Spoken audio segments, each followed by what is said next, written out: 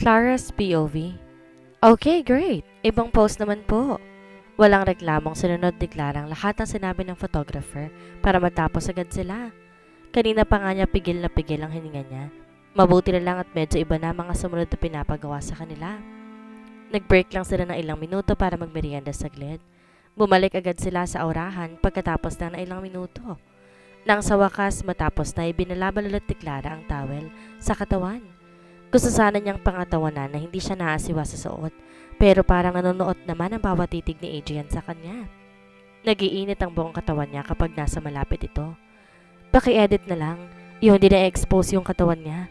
Takpan mo yung mga bagay na dapat takpan. Like yung picture na yan, huwag mo masyadong i-emphasize yung dibdib. Naririnig niya si Adrian kahit mahina ang boses habang kausap ang photographer. Na-curious na napasilip na rin si Clara sa picture na tinitingnan ng mga ito. Wow! Ang sexy niya naman dun. Hindi naman masagwa pero masyadong ang sexy. Hindi nga may iwasang mapatitig sa mga dibdib niya sa picture niya na yon. Send me the edited pictures. Ask for my approval first.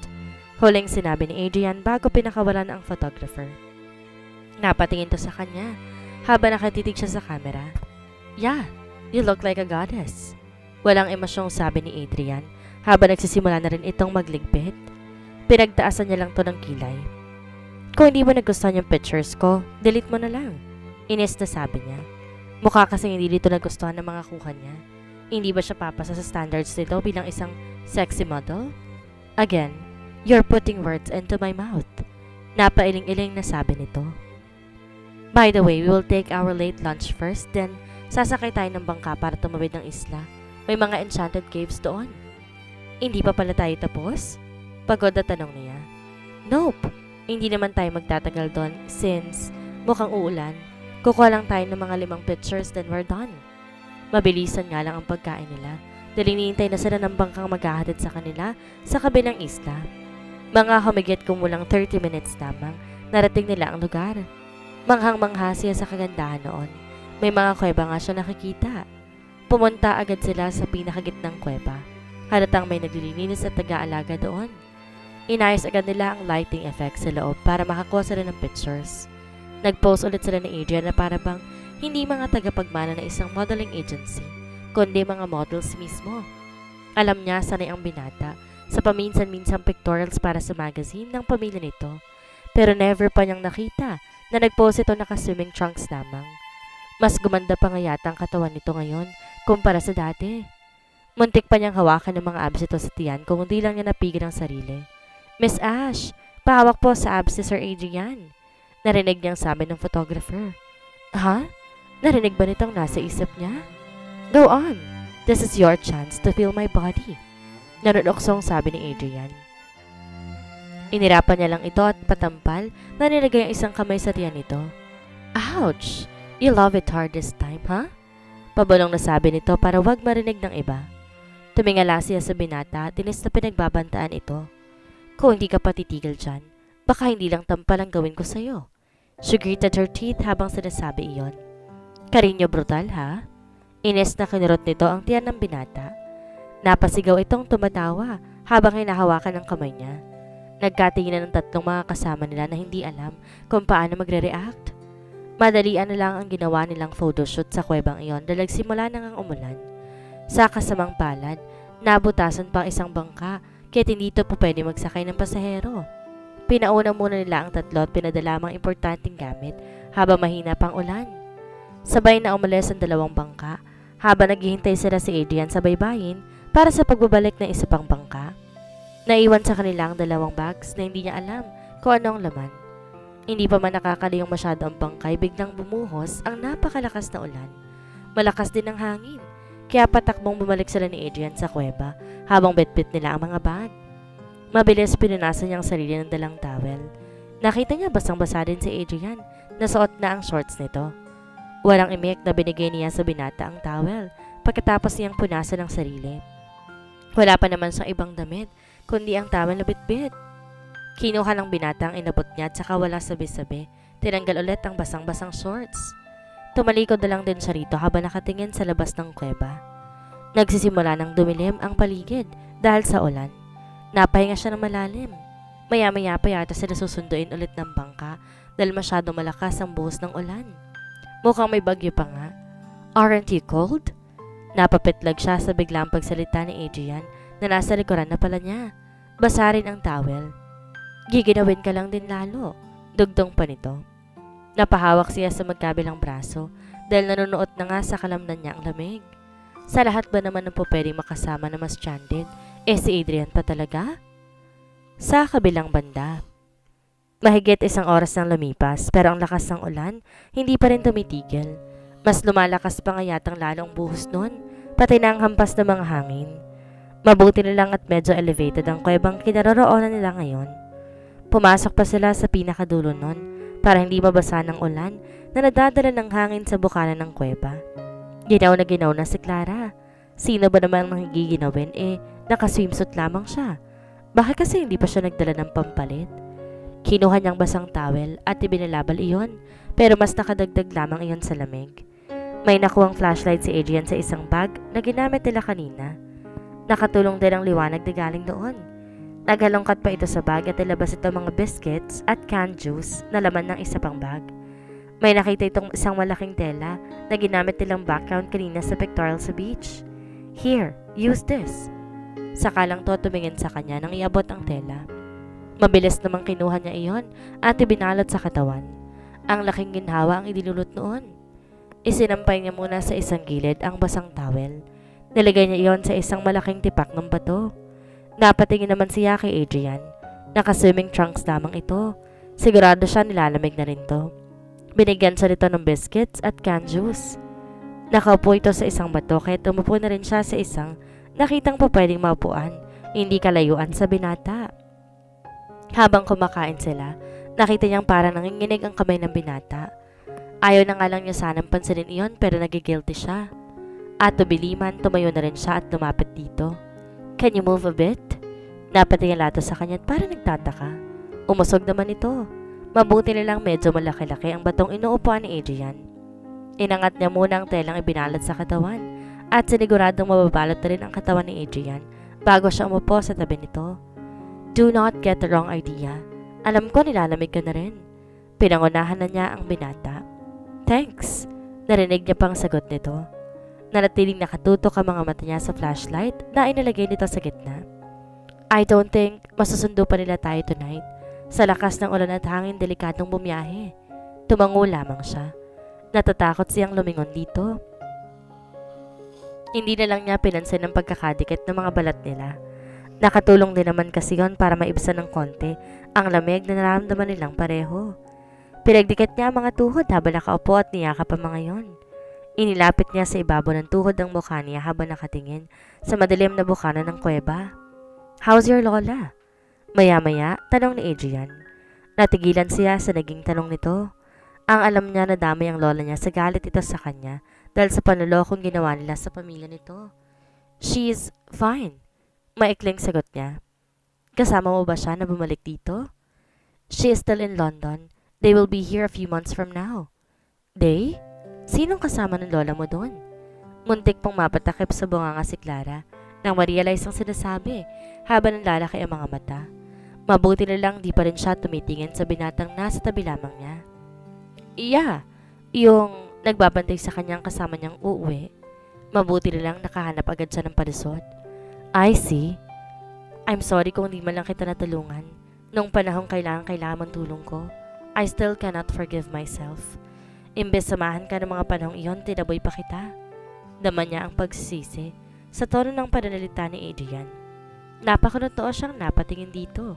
Nakatingin din pala to sa kanya. Nang pumunta ako sa inyo after a few weeks nung umalis ka, may nakapagsabi sa akin about sa operasyon ng lola mo. Sana nilapitan mo ako para matulungan ka ng mga panahong yon.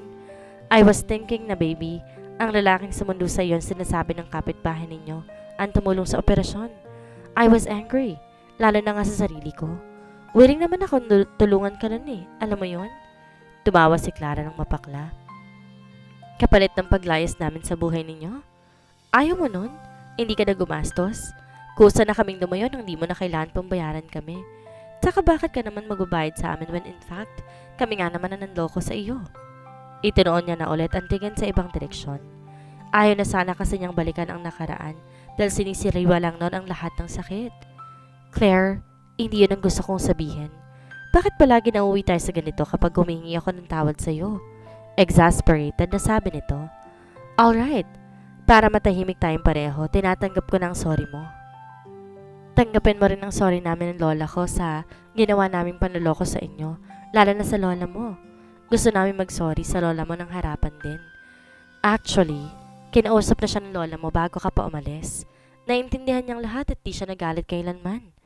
Nagulat pa si Clara sa kanyang nalaman. Hindi kailanman nabanggit ng lola niya na umamin na pala ito kay Mrs. De Luca dati pa at nakahingi na rin ito ng tawad. Ang sabi raw ng lola mo, nagawa niya iyon dahil gusto niya nasa mabuting mga kamay ka kung sakaling may mangyari sa kanya. Lola offered to pay for the operation para lang matanggal yung tumor ng lola mo, pero tumanggi raw ang lola mo. Bago ka umalis, kakausapin ko sana ni lola para tulungan siyang kumbinsin ng lola mo na magpa-opera. Mas lalo niya tuloy na miss ang lola niya sa rinig. Yup, ganun talaga si lola. Maikling sagot niya para maputol ang usapan nila tungkol sa nakaraan. Anyways, nagkalinawan na tayo. Hopefully, nagkapatawaran na rin tayo so at least we can move forward na wala nang babalikan sa nakaraan. Ngumiti pa siya ng tipid nang tingnan ito. A fresh start? Nandoon na naman ang nanonood at titig ng mga mata ng binata. Muntik pa nga niyang iiwas ang tingin dahil hindi niya makayana makipagtitigan dito ng ganon katagal.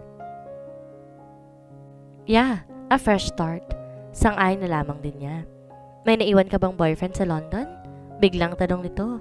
Muntik pa siyang mapatawa sa tanong na iyon pero seryosong mukha niya na tumingin sa binata. I'm not ready for any serious commitment so nakikisakay na lang ako sa uso. I am sure you know what I mean. You will both enjoy each other's company if there are no strings attached. Hindi niya alam kung bakit yon ang sinagot niya. Ang totoo niyan hanggang date lang talaga siya. Lagi na may nakikita siya mga bagay na hindi niya nagugustuhan sa mga nakakadate niya kaya hindi nasusundan palagi. Minsan naisip pa nga niya naging masyado yata siyang perfectionist sa paghahanap ng lalaki magugustuhan muli. Or baka naman kasi si Adrian lang talagang hinahanap mo. Biglang singit ng utak niya. No strings attached like flings? I never thought you would love to be in that kind of relationship. Bakit biglang nag-iba yata ang mood nito? Nakita niyang salubong na ulit ang kiri ng binata. Sabihin lang nating nadala na ako. Yun lang ang sinagot ni Clara. Saka iniba na niya ang usapan. I am sleepy. Ano nga palang ihingaan natin ngayon? Matagal bago sumagot na parang malalim pa rin ang iniisip. Ilang minuto pang lumipas bago natin tumayo.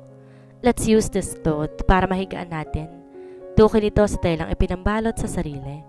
Ha? Giginawin pa rin tayo since wala naman tayong ibang damit.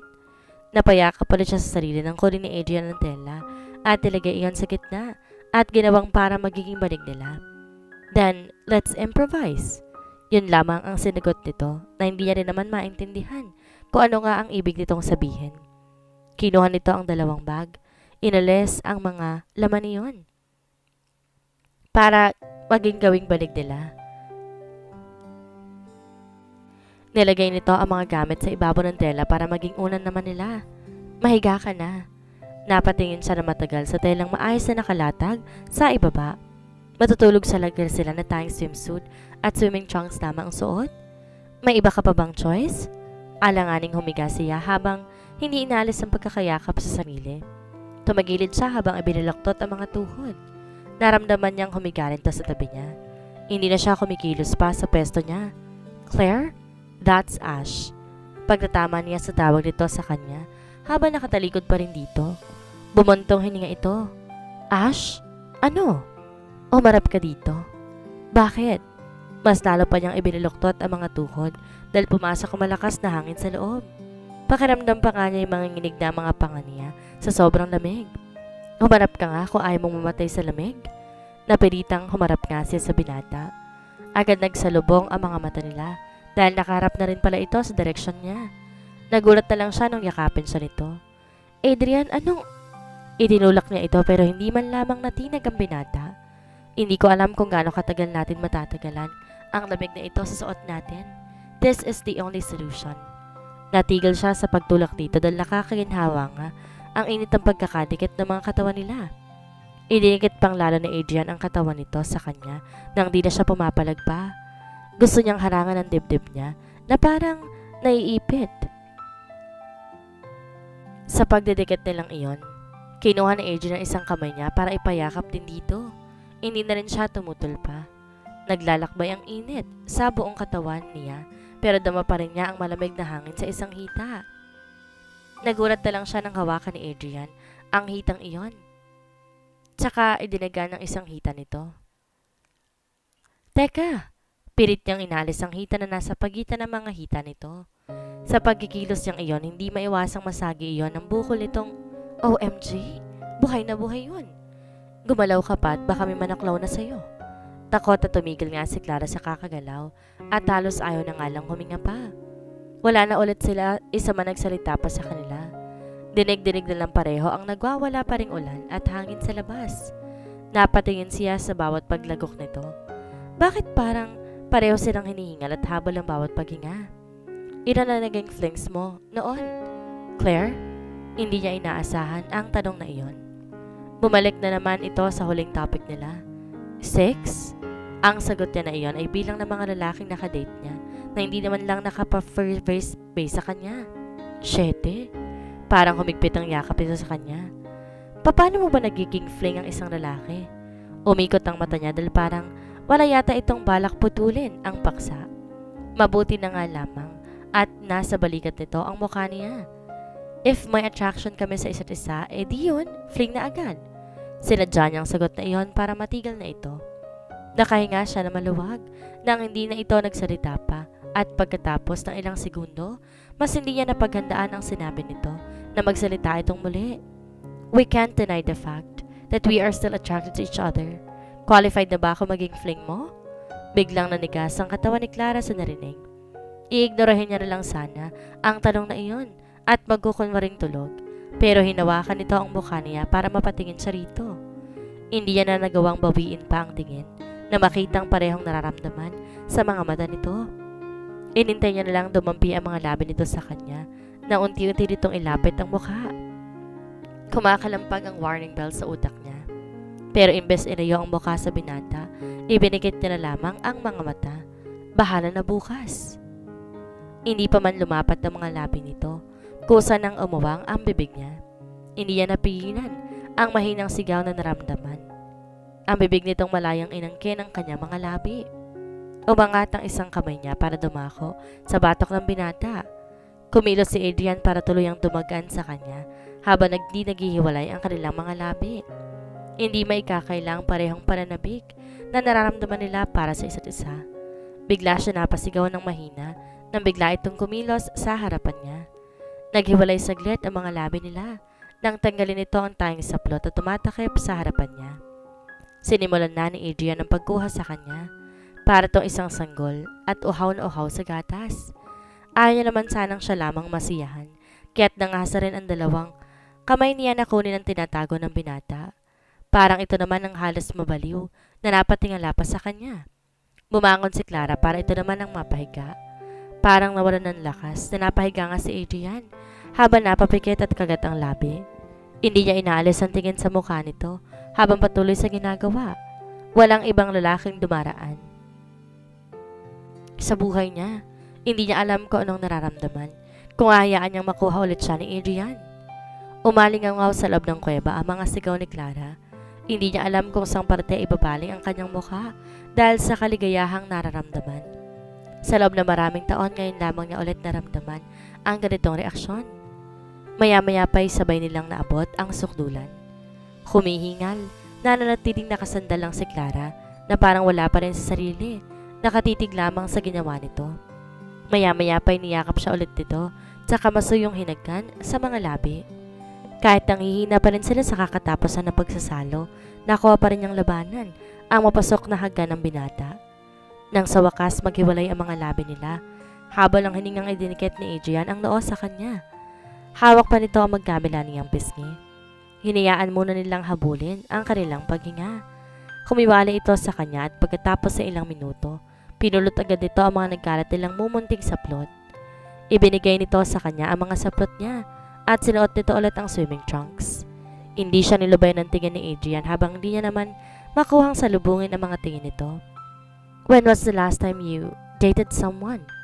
Alam niya ang talagang gusto nitong itanong. Ang alam niya may pakiramdam ito na hindi siya active sexually kahit pinangangalandakan pa niya ang pagkakaroon niya ng flings, kunyari. I am so tired, Adrian. Mauna na ako matulog. Paiwas ang ginagawa niyang pagsagot. Hindi ito umimik. Hiniyaan lamang siyang dumaan sa harapan nito. Agad inayos niya ang nagulong sa pinila at saka inayos ang hinihigaan bago humiga doon. Tumagilid siya patalikod dito. Di nagtagal, humiga na rin to. Napapitlag pa siya nang yumakapit sa kanya habang nakatalikod siya rito. Hindi siya tumutol dahil malamig na rin naman ang panahon. Isa pa napagod talaga siya sa kakatapos lamang nilang pagsasalo. Nagunwari siyang tulog pa pero aktibo pa rin ang isip niya. Ang dami nang gumugulo sa utak niya pero wala naman siya nakakapang pagsisisi sa pagsuko ulit ng sarili dito. Pwede bang ibigay ang katawan mo pero rendahan mo ang puso mo? Wala sa sariling piniksi niya ang ulo sa naisip. Can't sleep? Tumindig ang balahibo ko sa batok niya nang bumulong ito sa tenga niya. Dumikit pa yata ang mga labi nito sa tenga niya. Hindi siya umimik. Mas sinigpitan nito ang pagkakayakap sa kanya tsaka hinagka ng balikat niya. Nakalagay ang mukha nito sa balikat niya at maya-maya lang, naghihilik na ang binata. Maingat na hinawakan na rin niya ang braso nitong nakayakap sa bewang niya. Nagpa siya siyang pumikit na rin at iwasan muna mag-isip. Hindi niya namalayan, unti-unti na rin siyang tatalunin ng antok. Sa kabilang banda, napapasigaw si Clara na mahina kahit nakapikit pa rin na may maramdamang mga mumunting hagkan na naglalakbay sa katawan niya. Nang imulat ang matay, nakita niya nakadaga na si Adrian. Sa kanya, hindi niya alam kung anong oras na yon pero madilim na rin naman sa labas. Nakaramdam ulit siya ng init sa ginagawa ng binata. Kusang loob na binigay ulit ang sarili dito. Dumating nga ang bangka na sumundo sa kanila bago pa man tuluyang sumikat ang araw. Bitbit na ni Adrian ang mga gamit na binabalot niya ang sarili ng telang ginawa nilang sapin. Si Adrian na may suot na ulit ang shorts nito. Sinalubong nila ang sakay ng bangka. Natigilan siya sa pagkakpang na may babaeng tuwakbo papalapit sa kanila. Biglangan nitong niyakap si Adrian. I was so worried sick, Adrian. Pinilit ko talaga silang balikan ka rito dahil baka kung ano mangyari sa'yo dahil sa lakas ng ulan. Hindi maganda o gaga, ineksamin ng babae ang katawan ni Adrian nang bumitiw ito sa pagkakayakap sa binata. Why are you here? Parang gulat din na tanong ni Adrian sa babae. Nababahalang napatingin na rin si Adrian sa naging reaksyon ko. Mabuti na lang at agad din siyang nakabawi. Sa pagkagulat, kaya't walang bakas ang kahit anong ekspresyon ng mukha niya habang nakatingin sa dalawa. Saka lang niya napansin ng babae na sundan nito ng tingin ang tinitingnan ni Adrian. I arrived yesterday at sabi ko nga, nandito kayo. Ay, hindi ako pinayagang pumalaot dahil babagyo nga. And then I was waiting for you sa resort kaya hindi ako mapakali nang hindi ka nila kasamang bumalik. They did not inform me na may kasama kang iba. Mahabang paliwanag ng babae. Di naman inaalis ang tingin sa kanya. Tinignan siya nito mula ulo hanggang paa. Nanatiling nakahawak na mahigpit ang dalawang kamay ni Clara sa tela nakabalot sa sarili. At bakit kanya nang ayos ninyong pareho? Don't tell me inaldan tubig ang mga damit ninyo. Hindi maikakaila ang pagiging sarcastic sa tono ng babae. We had a photo shoot, remember? Si Adrian ang sumagot dito, pero sa kanya nakatuon ang mga mata ng binata. I'm Hannah, and you are? Nilahad pa ng babae ang isang kamay sa kanya. Ash Madrigal. Tinanggap niya ang pakikipagkamay nito, kaya't nabitawan niya isang dulo ng tela. Nahulog ang kalahating balte ng telang nakatakip sa katawan niya. Nakita niya ang pagmulagat ni Hannah at pagsinghap nito na makitang tayong suot niya. Mabilis binitiwan niya ang kamay ng babae para takpan muli ang sarili. Nice meeting you, Hannah. Nakangiting sabi niya, tsaka tumalikod na sa mga ito para mauna nang pumunta ng bangka. Napalis agad ang ngiti niya na makatalikod nga sa mga ito. Wala pa nga rin namang makakatalo sa first love ng binata. Nakita pa niya kung paano alalayan ni Adrian si Hannah pasakay ng bangka, pero sa kanya pa rin nakatuon ang tingin nito. Iniiwasan ni Clara ang nagpapaliwanag na tingin nito. Tumagilid siya sa dagat para ibaling ang tingin habang nililipad-lipad ng hangin ng mahabang buhok. Napahigpit ang hawak niya sa telang ibinalot sa sarili dahil sa malamig na hangin. Wala ka man lang shirt, lalamigin ka niyan. Narinig pa niyang sabi ni Hannah kay Adrian. It's okay, Hannah. I will just use this towel. Hindi niya mapigilang mapaismid sa mga narinig. Yun ay yata ang pinakamahabang 20 minutos ng biyahe nila. Mabuti nilang at mas naging madali ang paglaot nila dahil kalmado na ang panahon sa dagat. Pakiramdam niya magkaka-stiff neck pa siya dahil hindi na niya halos iginalaw ang leeg sa takot na mapatingin sa dalawa. Hindi pa rin kasi tumitigil sa pag-aalala si Hannah na para bang ang tagal nitong hindi nakita si Adrian. Nang malapit na sila sa baybayin, inihanda na ni Clara ang sarili para mauna nang bumaba sa mga ito.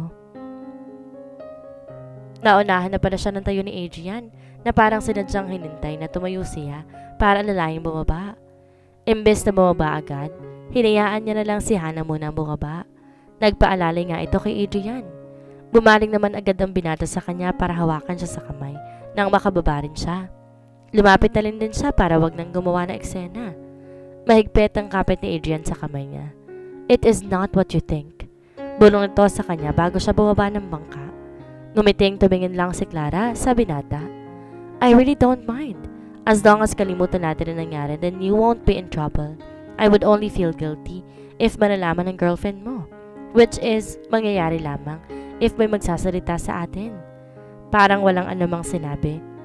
Sa sinabi ni Clara, saka bumaba na nga ng tuluyan. Nakasalubong pa niya ng tingin ang nakahalukip-kip na si Hannah na naghihintay kay Adrian. Nanunuot ang tingin na ibinibigay ng babae sa kanya na nganitian lamang niya. Nagmamadaling nauna na siyang naglakad para pumunta sa cottage niya. Hindi siya sumabay sa mga itong kumain ng agahan. Naligo na agad siya, tatulog muna saglit. 11:00 daw kasi ang alis nila. Pagkagising inayos na niya ang mga gamit at lumabas para kumain saglit. Kumakalam na ang sikmura niya. Saka lang niya naalalang wala pala siyang kain kagabi pa. Nasa maliit na cafeteria siya ng resort. Para yung isang simpleng kubo lang pero kumpleto ang pagkain nandun. Kakain pa lang sana siya nang mamataan si Adrian na pumasok. At para nga talagang naligaw na artista ang mokong. Nakapolo ito na kulay green. Bukas ang ilang botones sa harap kahit kitang-kita ang parte ng dibdib ito. Naka-white shorts ito na lagpas tuhod. Inilibot ito ang tingin sa loob na parang may hinahanap. Bago pa may siya makita ng binata, tinoon niya na ang pansin sa kinakain para magkunwari na hindi ito nakita. Tuloy na bang mapapatawad ni Clara si Adrian dahil sa nangyari sa kanila? Yan po ang ating aabangan sa susunod na kabanata.